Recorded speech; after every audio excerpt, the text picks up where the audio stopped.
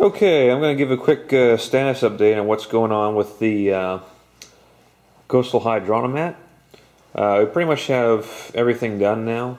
I have the frame and everything built and stuff. I'm going to give you a bit of a brief description on what the whole thing is and stuff and how it works.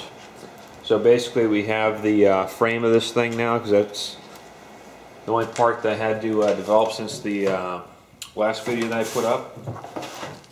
So here's the main part of the frame right here, and this basically gives the operating tank something to sit on, as well as to keep it from wobbling around. It keeps it anchored into the beach and stuff like that as well. You know, it just gives it a structure, because this thing will otherwise be bobbing around and stuff, and I don't want it to do that. So I have this right here, and I also have some cross pieces here on the bottom right here.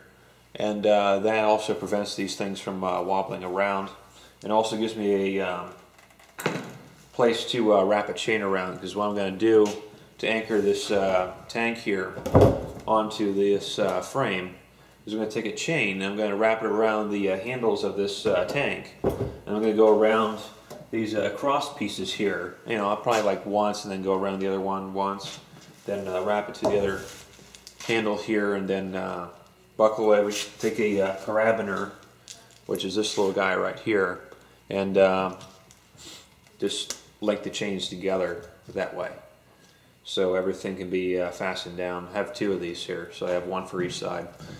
And the chain I'm going to be using this guy that I got, which is good to 1,300 pounds of force. So I think it's galvanized or something. I forget what the heck, but it's corrosion resistant, which is good when you're dealing with the seawater. And the carabiner itself is actually stainless steel as well, so that's nice. I wanted to make sure that everything I have here is relatively corrosion resistant to the salt water and the sand and stuff. Also, speaking of the sand, that's also why I wanted to put these unions here. I want to put the female part here on the top, because if I put these upside, if I had these unions on the other side, when if I had these like flipped around and they'd be sticking up like this, if the sand got down into them, the sand would find its way right into the thread of these unions, and it would jam it up a lot quicker than it would with the current configuration I have. But anyway, I'm also now going to get into the other part of this device. Might as well just put it like this. The final part of the device are the legs, and like I said, I think I said before, I don't know exactly what to call these, but basically what this component is it's sort of a leg. It's a part stake, and it's part stabilizer. I guess that's what you can call this right here. This is basically a stabilizer for the whole structure. So what you do is you take the union here. Don't want that to be too tight, but you basically tighten that up. I can make this a lot tighter when we're actually at the site. And you tighten that up, and then what will happen is you lay this whole thing, you know, take this upside down with a can here on the bottom, and this right here is going to lay, hold on a sec, this right here is going to lay on the surface of the beach. Right here, we're going to have 4 of these, so each one's going to be facing outward, and that'll help prevent this thing from wobbling around and stuff, and that'll give it the stability that I'm looking for.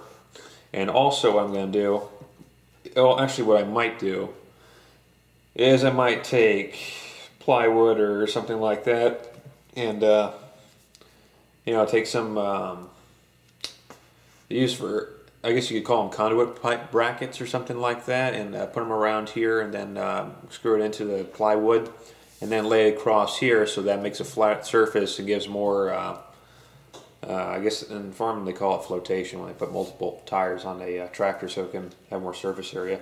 But basically, to give it more surface area, I might want to put plywood connected to this right here, so this thing has more surface area and this doesn't dig as much. But then again, you know, if this right here digs into the sand a little bit, even if it's a few inches, that'll bury it, and it'll make it a lot harder for this whole thing to drift and lift and do stuff like that. Not 100% sure right now. And for the weight, what I want to do is I want to go get a mushroom anchor, and I want to take another chain, wrap it around these cross pieces, and then just hang the mushroom anchor from the bottom right here, so that, you know, this is upside down right now, so when it's in use, mushroom anchor is going to be like, you know, laying here, so it's going to be hanging from, you know, here. And that'll give it the weight that it needs. These will provide the flotation or stabilization, whatever you want to call it, right here. And the final-ish part, as far as I'm aware, is the final part of this whole structure, is the stake, and that's what this whole long tube right here is.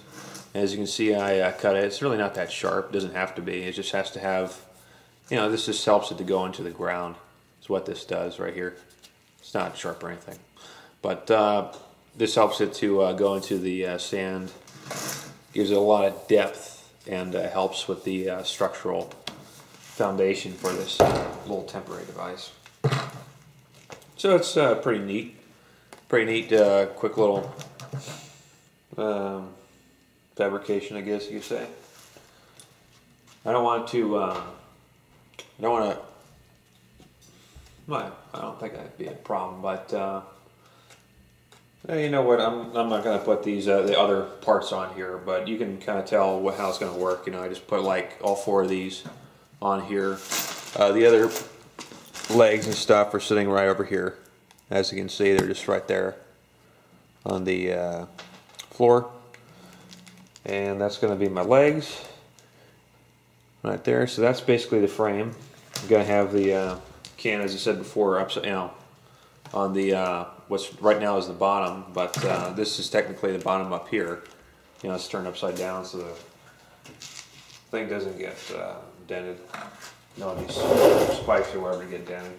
I don't think it's really got matter, but I'm just fickle. Anyway, so the last part here is I wanted to show you the pumping tank. And the pumping tank, just trying to, there we go. Pumping tank, as you can see, is finally completed as well. I want to show everybody that. Sorry about that. Let's see. Okay, it is zoomed in. As you can see, we have the input and the output right here. We have the tube in there now. We have the right fitting and stuff. We have the tube just goes, you know, pretty, not all the way to the top, but it goes close to it. And it's, I'm going to try and show you, it's kind of aligned. It's kind of at the same level. The end of the tube there is at the same level as that bulkhead. So it'll be almost constantly exposed to the air, you know. And yeah, so just wanted to show you that real quick. Now if I think I did show you before that everything here has been sealed up with caulk. This whole thing too. So yeah. And if anyone's wondering what's going on with the testing situation, well, I haven't gone and tested the thing out yet. Right now I am contacting people, you know, different parks, and I think beaches that are owned by the cities and stuff like that, you know, like Avalon Beach and Cape May and stuff, Island Beach State Park, you know, parks like that in Sandy Hook. And while they're not getting calls back, or I'm getting, one time I got denied from Sandy Hook, and I don't know, it's just a bit of a process, I guess you could say. Worst comes to worst, we're going to have to test it someplace else. You know, that's not particularly owned by anywhere, you know, like some little deserted sandbar, God knows what. And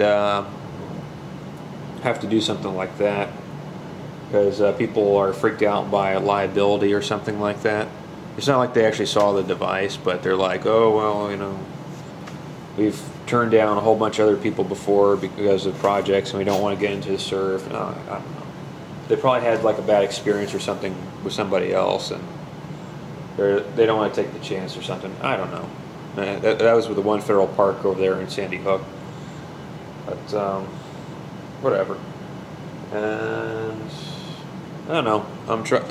We're, you know, just you know, as you say, pray for us or something like that. I will be trying my best to try and get. We'll be trying to get somebody to go along with this thing, and hopefully we can test this thing out and finally see it work. The whole device has been fleshed out, it's all been figured out, stuff like that. And yeah, so I hope you like the little update we got going on here. I hope you like the whole project and stuff. Looks really neat, and it's actually pretty easy to build and stuff. You know, if anybody wants to rebuild this thing, I just want to do probably some quick tips. If anybody wants to rebuild something like this, just remember that these fittings right here are from FormuFit on Amazon.com. It's a specialty type of fitting. Right here is a 1-inch thick PVC fitting. They use it for PVC furniture, I guess, for making furniture or something. And also these guys too. You can't find these at a hardware store, so far as I know of, because they're kind of on the unique side. But everything else you can get at a hardware store or online or whatever. So yeah, and you know, please share, like, and subscribe, and you know, thanks for watching.